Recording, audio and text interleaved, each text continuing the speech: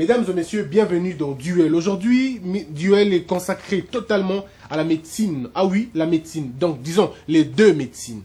La médecine traditionnelle, qu'on appelle aussi, si vous voulez, la phytothérapie, ou la médecine naturelle, la médecine des vies, autant de noms qu'on attribue à cette médecine. Mais aussi la médecine moderne, qui a été, si vous voulez, informatisée, qui a connu l'évolution, qui a connu la technologie et bien d'autres choses. La médecine traditionnelle, un problème ou une solution. Mesdames et messieurs, vous êtes à la maison, vous avez certainement été bénéficiaire ou victime de la médecine, soit moderne ou traditionnelle. Eh bien, aujourd'hui, on en parle. J'ai le plaisir de confronter des acteurs dans ce domaine. Nous avons le docteur Tcheta Bouzangue. Docteur, comment allez-vous? Oui, je vais bien. Vous allez très bien. Vous êtes phytothérapeute, expert en phytothérapie. Oui. Ça vous vient de votre père, qui était lui aussi guérisseur, si vous voulez. Oui, mon père était guérisseur. Oui. Mon père était praticien. Praticien. Oui. Et vous, vous êtes allé encore perfectionner votre travail au Gabon. Exactement. Quand mon père faisait ça, et moi, d'ailleurs, je l'ignorais. Je ne savais pas la valeur qui contenait cette médecine. En réalité, vous aviez honte à l'époque, parce que vous étiez jeune. Oui. On traitait votre père des charlatans. Exactement. Quand un papa, à l'époque, faisait ce travail, on lui taxait de tous les mots. Ouais. Un charlatan, un marabout, un féticheur. Alors, ça faisait aussi honte, en étant jeune, de pouvoir accéder à ces métiers. Alors, vous êtes allé au Gabon, vous êtes allé à l'Ouest Afrique, vous avez travaillé longtemps là-bas, et vous êtes revenu pour vous installer efficacement à Brazzaville, jusqu'à ce qu'on va vous expulser ici au Congo, lors de l'expulsion dernière ici, et vous êtes revenu au Congo sans rien, et vous avez recommencé tout à zéro. Exactement. Et aujourd'hui, vous êtes parmi les phytothérapeutes qu'on cite. Vous avez pour siège à Njili. Quartier Kimbuta, disons-le comme ça. Quartier 1, oui, couleur Kimbuta. Couleur Kimbuta. Oui. Ça s'appelle comment votre centre déjà? VNJ. VNJ, ça veut dire? Vertu naturelle du jardin. Très bien. Vertu naturelle du jardin. Oui, VNJ, vertu naturelle du jardin. Très bien. Et vous êtes phytothérapeute? Je suis phytothérapeute. Très bien. Vous rencontrez aujourd'hui docteur Kalala Serge. Docteur, comment allez-vous? Très bien, merci. Vous êtes médecin. Exactement. Médecin moderne, comme on dit. Ouais. Vous avez fait des longues études en médecine. C'est exact. Vous êtes allé à l'UNIKIN, C'est exact. où vous avez obtenu votre maîtrise, on doit le dire. Ouais. Et aujourd'hui, vous exercez dans plusieurs hôpitaux de la place. C'est vrai, oui. Vous êtes un médecin de l'État. C'est suffisant. Oui, Très bien. je crois que c'est vraiment suffisant. Très bien. Qu'est-ce qui vous a poussé à faire la médecine? D'abord, il faut reconnaître que la médecine, pour moi, c'était une vocation. C'est un métier que j'aimais déjà depuis les bas âges. Et c'est comme ça que j'étais obligé, évidemment, de passer par le chemin de l'école. Et c'est comme ça que je me suis décidé finalement de faire cette médecine. Et aujourd'hui, voilà, je suis médecin. Mesdames et messieurs, le débat commence. On commence avec une question aussi simple, mais qu'anodine quand même. La question, c'est de savoir qu'est-ce que les deux se reprochent mutuellement. Qu'est-ce que la médecine moderne reproche à la médecine traditionnelle? Mais aussi, qu'est-ce que la médecine traditionnelle reproche à la médecine moderne? Alors, docteur Serge, docteur Tcheta, qui prend la main? Cette émission vous donne la possibilité de choisir. Avec qui je commence? Très bien, vous laissez la main. Docteur Serge, qu'est-ce que vous reprochez à la médecine traditionnelle? Bon, déjà, je vous dis merci pour m'avoir accordé l'occasion de m'exprimer devant mon confrère, s'il faut ainsi l'appeler, pour pouvoir parler de la médecine. Okay. Voilà. S'il faut parler de la médecine traditionnelle, je dirais que c'est une médecine qui a existé. Et aussi, on peut dire que la médecine traditionnelle, les médecins traditionnels, s'il faut ainsi les appeler, ou les phytothérapeutes, ce sont des gens, évidemment, qui doivent, en principe, compléter la médecine moderne. Mais le problème, c'est qu'aujourd'hui, dans notre pays, il y a un grand problème par rapport à cette médecine, parce que c'est une médecine qui n'a pas de règles. C'est une médecine sans loi. Très bien. Pas de règles, pas de loi. C'est comme si nous sommes dans une jungle. Nous sommes dans la jungle et tout celui qui veut, il peut venir sans critères. Il n'y a pas des éléments précis pour devenir un phytothérapeute aujourd'hui. Vous vous réveillez le matin, vous étiez un pasteur, vous étiez, je ne sais pas moi qui, et voilà, vous êtes au Congo et directement vous lancez dans la médecine. Et pourtant, la médecine, c'est quelque chose pour lequel il faut avoir beaucoup de respect. Mais on s'élance comme ça. Beaucoup de principes, Beaucoup de principes, d'ailleurs. voilà. Il faut connaître beaucoup de choses. Mais on se réveille un bon matin, voilà, on devient phytothérapeute et on commence à soigner. Donc, il y a un problème il y a un problème de loi. Il n'y a pas une loi qui régit cette médecine ici chez nous. Et le deuxième élément, c'est par rapport à tout ce qu'ils font, tout ce qu'ils donnent aux gens comme remèdes, comme médicaments, comme drogue. Vous savez, en médecine moderne, pour qu'un médicament puisse être mis sur la place publique, il y a beaucoup de choses. Il y a beaucoup d'éléments qu'il faut prendre en compte. Demandez aux pharmaciens, ils vous le diront. Et ils vont aller plus loin pour avoir ce qu'on appelle autorisation de mise sur le marché. Donc un produit ne peut pas se promener, ne peut pas être consommé sans pour autant avoir une autorisation. Et pour avoir l'autorisation, il y a beaucoup d'éléments qui entrent en ligne de compte. Vous savez, la recherche, c'est un domaine très complexe et c'est un domaine qui demande beaucoup de moyens. Je me rends compte qu'ici chez nous, les médecins praticiens, les phytothérapeutes, ils découvrent le médicament chaque jour. Et puis très vite. Très vite, et je me pose la question avec quels moyens et avec quelle technologie. Tu parles de la révélation de Dieu. Révélation, oui. C'est comme ça que nous disons que ça existait. La médecine traditionnelle a existé. Et si vous regardez bien, tous ces gens qui ont pratiqué cette médecine dans les temps, ce sont des gens qui ne soignaient pas toutes les maladies. Ils ne soignaient pas toutes les maladies, disons. C'était des gens qui soignaient une maladie. Ça veut dire, vous dormez, il y a un grand-père, c'est pas arrière-arrière-grand-père, qui vous arrive dans les songes, il vous dit, bon, écoutez, allez, prenez telle substance et faites ça. Et soignez tel élément. Mais aujourd'hui, regardez, on soigne la malaria, on soigne tout. Même les organes qui sont supposés être normaux. On soigne la prostate, on soigne la rate, on soigne l'estomac. Finalement, on s'est dit, cette médecine, faut-il que la médecine continue à évoluer de cette façon-là? Donc, il faut réglementer cette médecine. Pour vous, c'est devenu un problème. C'est vraiment un problème. Très bien. Mesdames et messieurs, vous avez suivi la thèse du docteur Serge. Pour lui, la médecine traditionnelle ou la phytothérapie, c'est vraiment un problème dans la mesure où c'est un jeu lance-tout. On y va, tout est possible, il suffit d'avoir une révélation et demain on devient phytothérapeute. Docteur Tcheta, vous avez été ici chargé. Le docteur Serge vous a totalement chargé.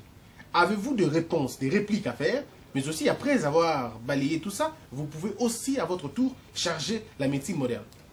Ça fait très mal, maître Christian, d'entendre parler de ces choses à la bouche d'un Congolais. Ça fait très mal. Comment ça, ça fait mal? Oui, ça fait très mal. Tout doit commencer à l'origine. Tout doit commencer au départ. Oui. Il a parlé de la médecine moderne, la médecine traditionnelle qui existait. Mais je lui dirais que la médecine traditionnelle existait et existe jusqu'à ce jour. Il faut faire la différence entre la médecine traditionnelle et la phytothérapie et la médecine moderne. C'est lui qui a créé cette médecine dite moderne. Il faisait quelle médecine? Il est venu à 460 avant Jésus-Christ. Vous parlez de qui? Hippocrate. Ok. Il est venu 460 avant Jésus-Christ. Il traitait les gens comment? Par des plantes médicinales. Il ne traitait pas toutes les maladies. Il traitait toutes les maladies comment? C'est lui les concepteurs, les créateurs de cette médecine. Comment eux arrivent à traiter la prostatite, la diabète, si Hippocrate là, leur monteur, leur initiateur n'avait pas instauré ce système dans la médecine moderne. Il dit, vous n'avez pas d'éléments, vous n'avez pas de lois, vous n'avez pas de règles. N'importe qui peut devenir phytothérapeute. N'importe qui ne peut jamais devenir phytothérapeute. La phytothérapie, on l'apprend à l'école. Il y a une institution qui enseigne la phytothérapie. Si chez nous, au Congo, ça n'existe pas. Ah, d'accord. Au Cameroun, en Côte d'Ivoire, il y a des universités. Il y a des centres de formation. Faute à la faiblesse de notre diplomatie, que cette médecine phytothérapie n'arrive pas à prendre sa position dans notre pays. Mais en dehors des frontières, la phytothérapie On enseigne à l'école. On enseigne à l'école. Comment vous posez vos diagnostics pour savoir que telle personne souffre de telle maladie? Maître Christian, je reviens d'abord à ce que le docteur a dit, le problème de dosage. Non, lui n'a pas encore parlé de dosage. Il a parlé des choses de contrefaçon. Ah, d'accord. Oui. La médecine moderne a beaucoup des abus. La médecine moderne tue aujourd'hui. La médecine moderne retarde des malades qui, eux, savent bien qu'ils sont incapables de traiter. Comme quoi, mais ils vont retenir des gens dans leurs hôpitaux, comme la diabète. La diabète, Hippocrate a dit clairement que la diabète c'est une maladie incurable. La prostatite, la maladie incurable. Les cancers, maladie incurable. Ça c'est limiter la force de Dieu, la puissance de Dieu. La médecine c'est Dieu qui l'a créée, ce n'est pas un être humain. L'homme a trouvé la médecine sur la terre. L'homme n'a pas demandé à Dieu de pouvoir créer des plantes médicinales pour lui. Dieu a créé des plantes pour l'homme. L'homme a trouvé des plantes créées par Dieu. L'homme a commencé à utiliser des plantes. La médecine a commencé dès le commencement du monde. Mais qu'est-ce que vous reprochez à la médecine moderne? On a beaucoup de reproches à cette médecine. Lui-même, Hippocrate, avait utilisé des plantes médicinales. Avait utilisé la médecine traditionnelle. Il était praticien. Il pratiquait la tradition de son pays. Parce que quand on parle de la médecine traditionnelle, les gens croient que c'est une médecine africaine, c'est une médecine congolaise. Non. Chaque tribu, chaque pays, chaque continent a une tradition. En France, il y a une tradition. En Amérique, il y a une tradition. Chaque pays, chaque continent a une tradition. Les Blancs utilisaient les plantes selon leur tradition.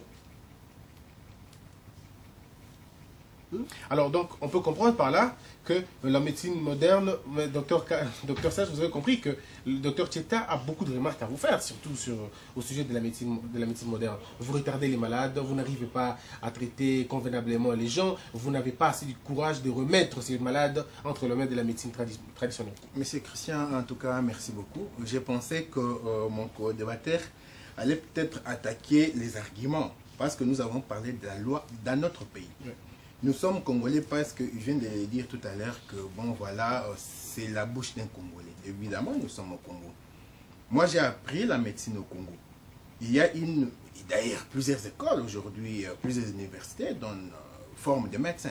Donc, nous parlons du Congo. Nous parlons médecine traditionnelle dans le contexte du Congo. J'ai dit que cette médecine a bel et bien existé. Et cette médecine existe.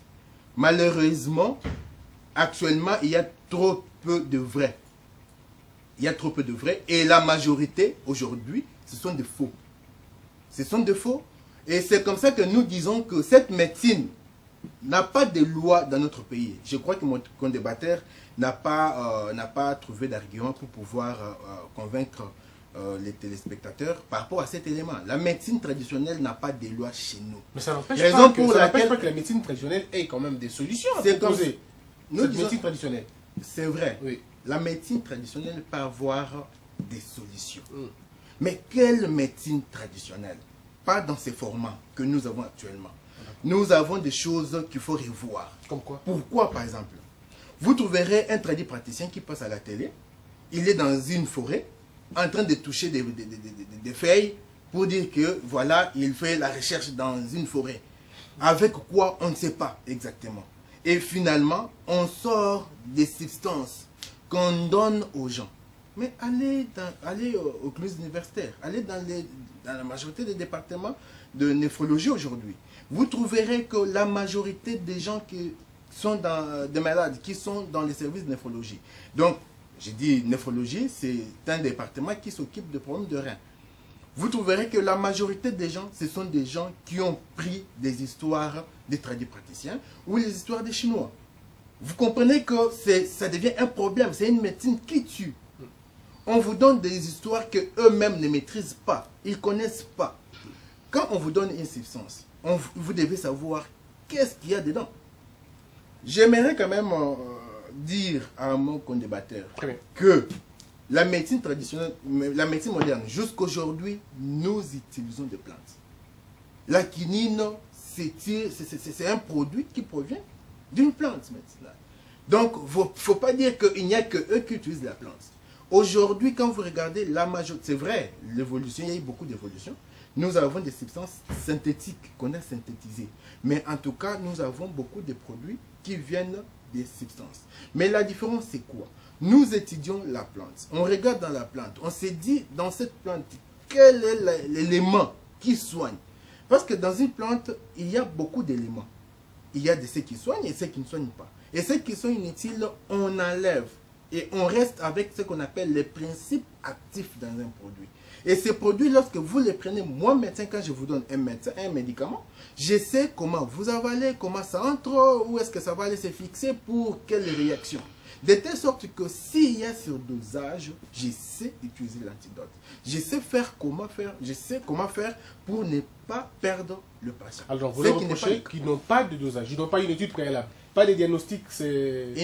Ils n'ont pas assez d'éléments pour pouvoir déterminer tous ces éléments-là. En dehors de la loi, bien sûr, ils ne sont pas contrôlés dans notre pays. Alors, docteur Tcheta, vous allez comprendre que les soucis du docteur Serge, c'est que vous avez des médicaments, vous allez vous-même faire des recherches, vous-même vous êtes convaincu de vos recherches, il n'y a pas eu un débat au-dessus, il n'y a pas eu un laboratoire, vous n'avez pas la permission de mettre le produit en circulation, eh bien vous l'administrez quand même. Alors on ne sait plus, est-ce que vous recherchez l'industrie ou vous recherchez finalement la santé des Congolais? Ce qui m'a fait très mal, mon collaborateur dit la médecine traditionnelle tue les gens. Oui. Vous avez déjà vu une morgue derrière l'hôpital traditionnel? Là où on peut mettre les morts. Nous nous traitons, si nous avons 100 malades, on a probabilité de traiter, de soigner et de guérir 99 maladies. Qu'est-ce qu'ils vont faire alors à la néphrologie là-bas? Où? C'est ce qu'il dit. Ils remplissent les salles d'attente dans la néphrologie parce que vous leur avez détruit les reins dans le breuvage mortel. Vous savez, pour fouler au pied quelque chose qui est vrai, il faut toujours avancer des choses qui ne concordent pas. L'on peut se lever un bon matin pour critiquer, pour minimiser la médecine traditionnelle, dire que j'ai appris, j'ai bu un produit traditionnel, voilà, maintenant j'ai la souffrance au niveau des reins. Qu'est-ce qui prouve? Qu'est-ce qui prouve? La plante ne peut jamais donner les problèmes des reins. Il a parlé du principe actif, proactif. Les principes actifs là, prenons l'exemple.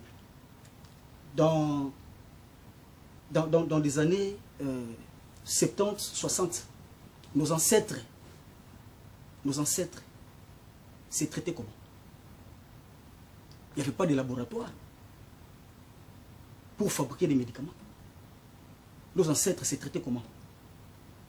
Quand il parle de précision, lui-même Hippocrate, il avait quelle machine pour fabriquer les médicaments? Mais vous revenez sur Hippocrate alors qu'on a évolué totalement, on a beaucoup évolué. On a évolué, oui.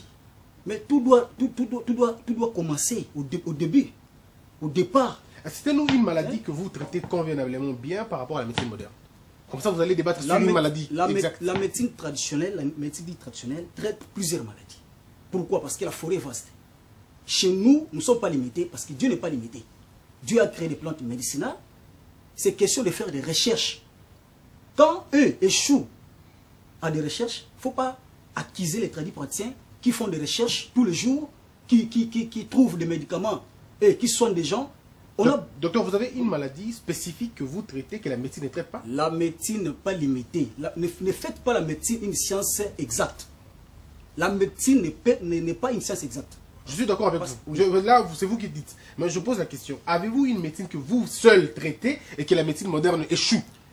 Chez eux là-bas, oui, on leur a enseigné des maladies incurables. Comme le diabète. Le diabète, le cancer, prostatite, hépatite, cirrhose de foie, plusieurs maladies incurables. Très bien, limitons-nous même. Moi, je veux dire ceci. Oui, limitons-nous même. Chez nous, à la médecine traditionnelle, on n'a pas des maladies incurables.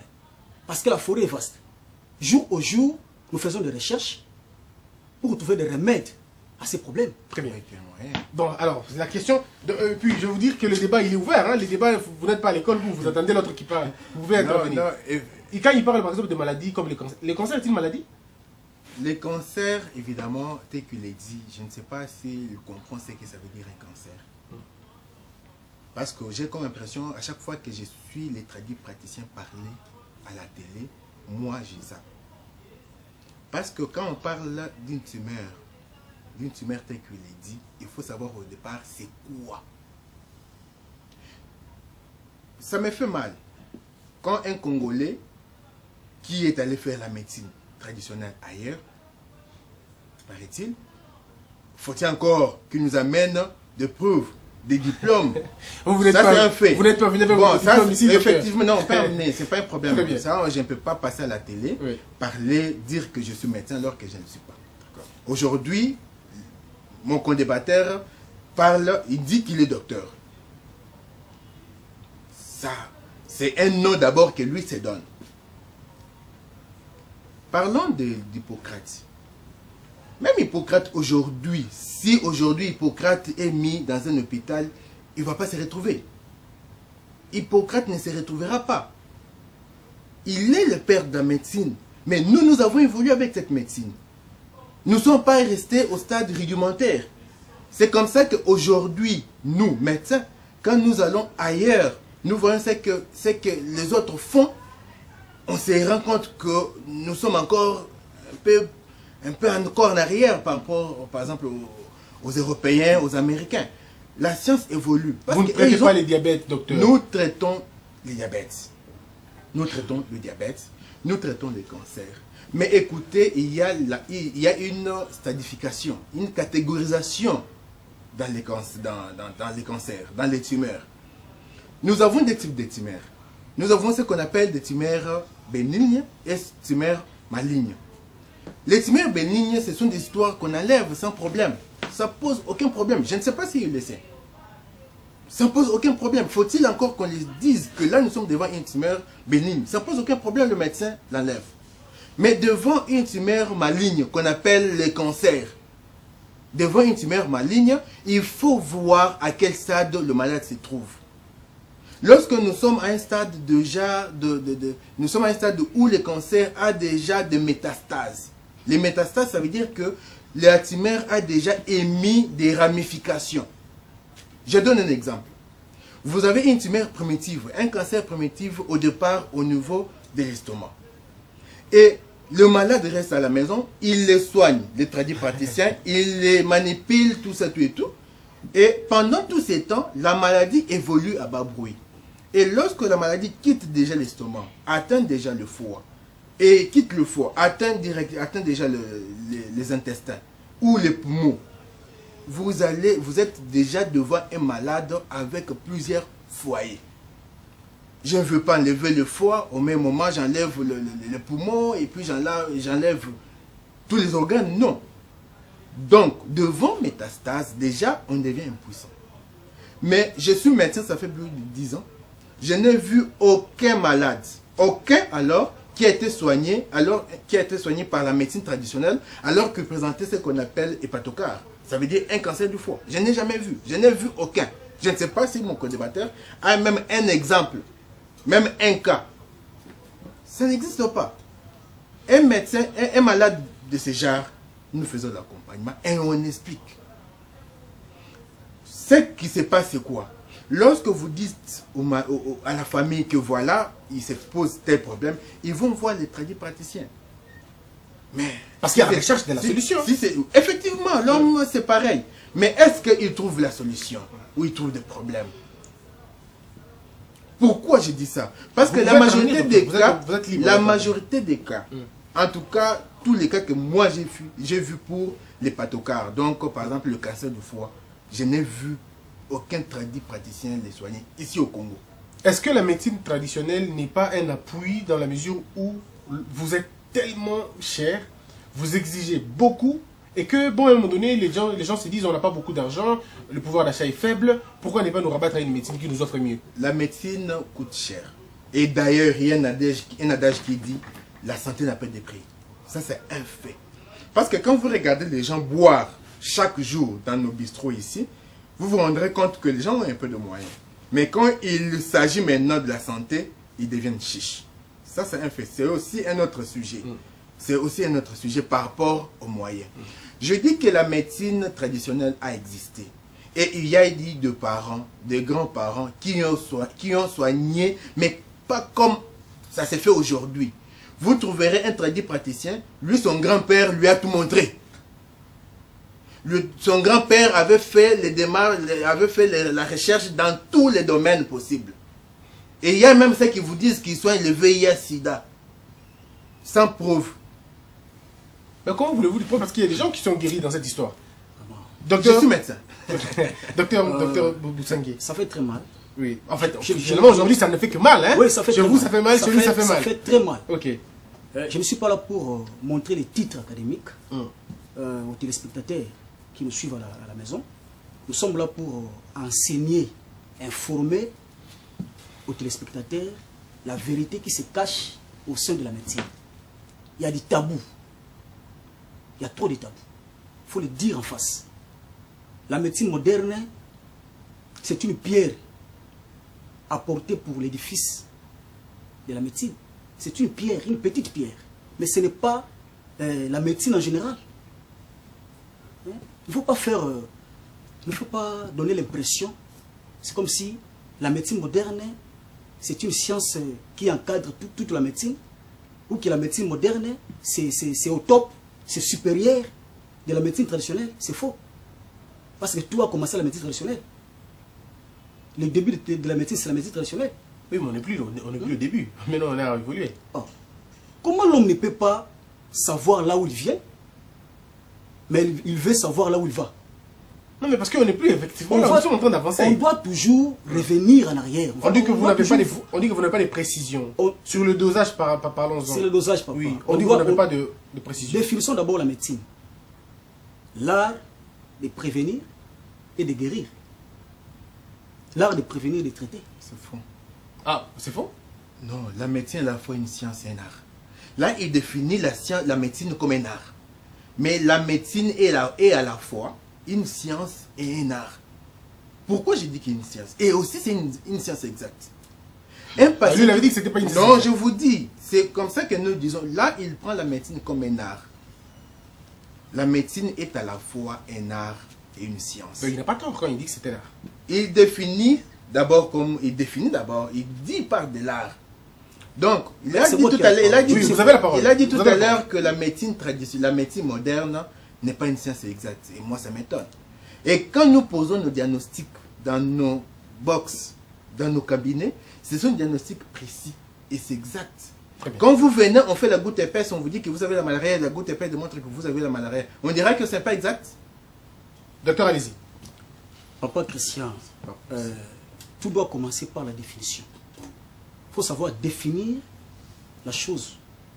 L'art de prévenir et de traiter. La médecine n'est pas une science. On est venu le faire. Même moi, ça m'étonne un peu. Oui. Allez-y. Ça va vous m'apprenez beaucoup de choses. Ça va vous étonner. La médecine n'est pas une science. N'est pas une science. Ok. C'est les hommes, les humains, qui l'ont fait une science. Mais les créateurs, les divins maîtres, le père de la médecine, c'est Dieu. Ce n'est pas un individu. Non, papa Christian. Ce n'est pas un individu. Le père de la médecine, c'est Dieu. C'est Dieu qui a créé la médecine. L'homme a inventé. L'homme a commencé à utiliser la médecine créée par Dieu. La mécanique, un savant qui a pris cette initiative de créer la mécanique, il a laissé des syllabus, des livres. Quiconque veut réparer un moteur doit avoir suffisamment la connaissance de la mécanique appliquée. Et c'est lui qui a créé être humain. Il a laissé quel livre qui nous donne l'accès de traiter, de réparer le corps humain. Si ce n'est pas au niveau de la spiritualité. La médecine, c'est un art spirituel. C'est l'art divin. Et comment vous saurez que telle personne souffre des reins? Comment vous saurez que telle personne a des problèmes d'amibes? Comment vous saurez que c'est telle molécule qui a un problème? Comment vous saurez toutes ces choses? C'est toujours Dieu qui vous inspire? Moi ici, papa, je ne peux pas saboter la médecine moderne. La médecine moderne a fait un impact. Il a apporté des machines de précision qui nous permet de pouvoir diagnostiquer, examiner les malades. C'est une bonne chose. Et vous, comment vous faites? Mais au niveau de la pathologie, nous tous, nous faisons recours à la machine. Nous utilisons des radiologies, l'échographie ECG, pour avoir la précision Docteur, n'hésitez pas à réagir, hein, si vous avez quelque chose à réagir. Allez-y. Oui, pour avoir la Pathologie, précision, pathologie, ça veut dire? comment traiter, comment remédier? C'est là où se pose le problème. C'est ça la pathologie? Oui. C'est là où se pose le problème sérieux. Moi, je ne peux pas administrer les produits chimiques à un patient. Parce que l'homme est naturel. L'homme doit se soigner naturellement. L'homme est naturel. Okay. Quand l'homme est malade, il doit faire recours toujours à la nature. Car c'est la nature qui frappe et c'est la même nature qui peut réparer, qui peut restaurer. Docteur, vous réparez... Aujourd'hui, vous donnez le médicament de contrefaçon. Les médicaments qui tuent, les poisons retardés dans les corps. Est-ce qu'un médicament naturel peut causer du tort dans le corps? Un médicament naturel. Vous allez comparer les médicaments naturels avec les médicaments chimiques qui a beaucoup de défaites. Allez-y. Il y a un problème. Okay. Toute plante ne soigne pas. Nous avons des champignons qui tuent. Vous les prenez, vous mangez, vous mourrez. Et alors que c'est une plante. La plante doit être étudiée. Et étudiée minutieusement. Pour savoir quel est le contenu. Ça contient quoi la plante? Aujourd'hui, c'est étonnant de dire que la médecine pose des problèmes. Moi, j'ai toujours dit, en médecine, il y a toujours cette relation de cause à effet. Un patient qui m'arrive avec la fièvre, je donne du paracétamol et c'est fini. Vous voyez la personne transpirer et il n'y a plus rien. Et c'est une relation qui n'est pas possible en médecine traditionnelle. Je me répète, la médecine traditionnelle a existé et elle peut encore exister. Mais nous devons encadrer cette médecine, pas dans ce format où chacun se réveille, où chacun vient de nulle part. Moi, je ne peux pas quitter ici, aller déjà, médecin. Je quitte ici, je vais apprendre la médecine en Angola ou en Afrique du Sud. Quand je reviens au pays pour pratiquer cette médecine, alors que je suis médecin formé avec un diplôme, il y a des règles. Je ne dois pas pratiquer la médecine comme ça.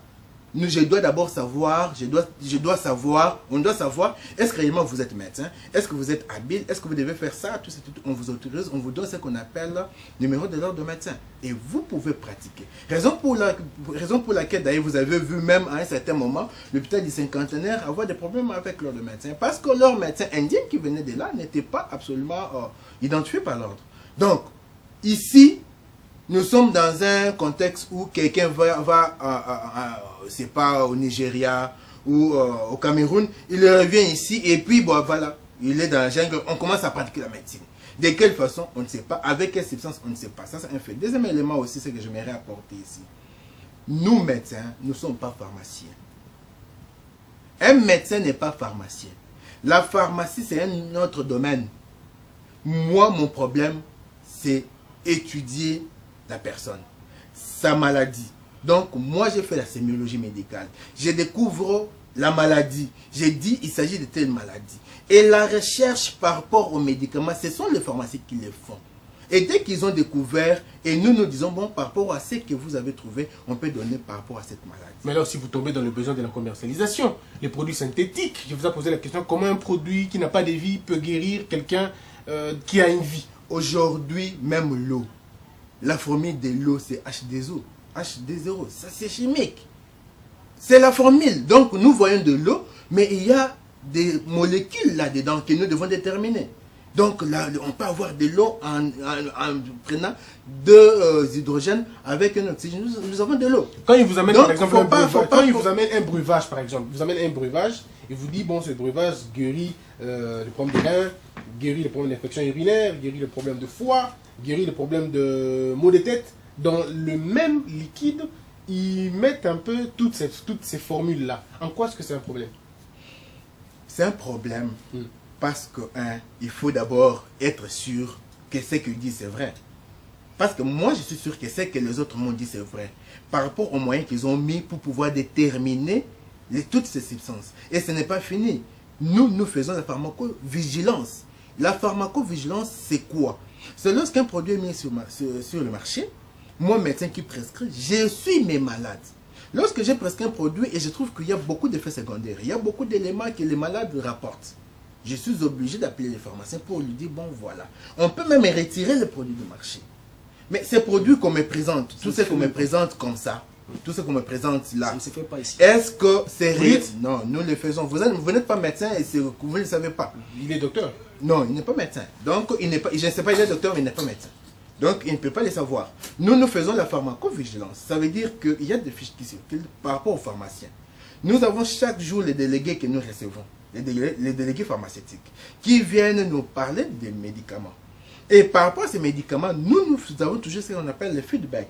Par rapport à ce que nous avons fait sur le marché, sur le terrain. Nous avons soigné et maintenant, nous devons maintenant voir est-ce que le médicament a répondu. Quand le médicament a répondu, on vous dit oui, en tout cas, ce médicament, c'est un bon produit. Quand ce n'est pas bon, on vous le dira aussi. Et au besoin, même, il y a eu des produits qui ont été retirés sur le marché. Mais par contre, ils ne sont pas seulement il n'est pas seulement docteur, il est aussi pharmacien. Et aussi, il est chercheur. Parce qu'ils font tout ça à la fois. Donc, à la fois, la médecine est déjà... Je le fais tout à la fois parce que je n'ai pas limité. Je ne suis pas limité. Je ne suis pas limité. Très bien. J'ai les facultés. Dieu m'a donné les facultés. Les facultés qui ne sont pas limitées. Je dois utiliser mes facultés.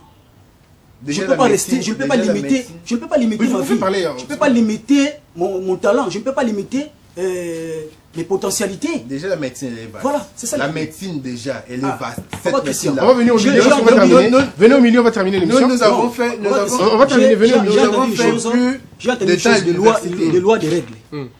C'est eux qui ont le pouvoir aujourd'hui de dire au gouvernement. C'est eux qui ont le pouvoir de dire un mot au chef de l'État ou au gouvernement. C'est eux, la médecine moderne, qui est considérée. Il y a même un ministère de la médecine qui encadre les médecins modernes. Oui, mais et maintenant, c'est eux qui ont la bouche, autorisée de dire au gouvernement que voilà la médecine traditionnelle qui tue les gens, selon eux.